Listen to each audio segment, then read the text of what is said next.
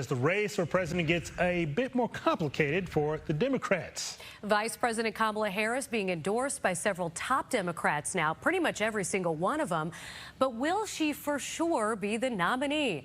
Political science professor Stephen Caliendo from North Central College joins us now with a closer look. Okay, so professor, looks like a Trump-Harris matchup.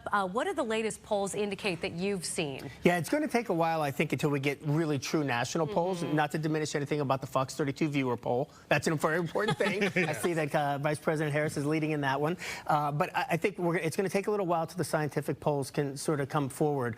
But that endorsement of J.B. Pritzker was a very interesting thing that just happened this morning. There's some very notable people we haven't heard from yet in terms of an endorsement. Former President Obama, for instance, Speaker Pelosi.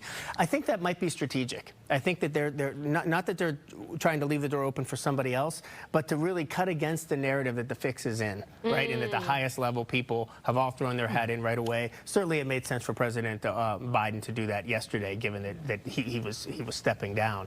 But I think some of these high-profile Democrats may wait until it seems very clear from the polls that she's going to be the nominee. Now, if it does end up being Vice President Harris, strategically, who does it make sense to pair her with on the ticket?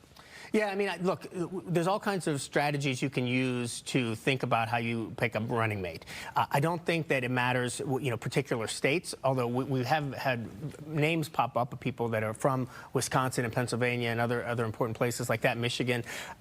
It would be surprising to me if they put a woman on the ticket. It wouldn't disappoint me. I think that we as a country, we probably need to have a conversation why it should be shocking that we would have two women on the ticket together. But I don't think anybody's willing to risk that at this moment because there would be some questions.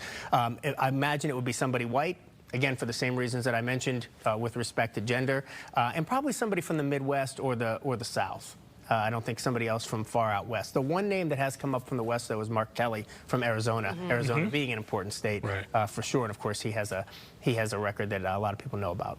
I want to run two scenarios by you. You tell me which one you think benefits Harris the most. Okay. So the first scenario is that Biden steps down from the presidency right now and Harris fills those shoes. The second is that Biden continues through the rest of his term and then whoever wins takes over from that point. What do you think benefits Harris the most at this point? Great question. That's a wonderful question. Yeah, I think, there's pros and cons of both approaches. If she becomes president, if he steps down and she becomes president, then she has some experience, she has some photo ops with world leaders, right? I mean, there's some imagery there that will help people see her as president of the United States in a very important way. On the other hand, it's a full-time job to run and campaign for president. This is one of the issues with President Biden, right? It was one thing that he couldn't do, whether he can do one job is one thing, but whether he could do both, and he couldn't. And so it frees her up, to continue to be the vice president, which isn't as demanding, and then also run full-time for office if she stays. So I didn't answer your question because I don't know what would be better for her. But there's pros and cons, I think, of both approaches. And obviously, everything is trending towards it being Kamala Harris. But right now, Democrats have not made an official decision. Right. What is the timeline for when they need to get that done? Wonderful question. If it's up to me, for my professor role, I'd love to see it at the convention, because that's just exciting. And we haven't had a convention like that in a very long time because of the way campaign finances worked and the reforms that we had after 1968. But there's some realities about Ohio having a deadline that is before our convention, and that's one of the reasons why they were planning to have a virtual roll call, a virtual nomination between August 1st and August 7th.